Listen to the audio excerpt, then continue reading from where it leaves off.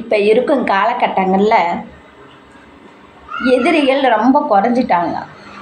ஆனால் கூடவே இருந்து குழிப்பெறிக்கிறாங்க பாருங்கள், துரோகிகள். அவங்க தான் அதிகமாயிட்டாங்க.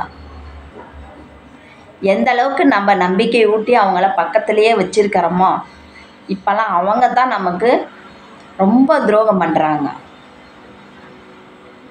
எதிரி கூட எதிர்க்க நின்று எதா இருந்தாலும் போட்டி பொறாமை இதெல்லாம் வரும். கூடையே இருந்து குழிப்பறிக்கிறது தான் துரோகிகள்.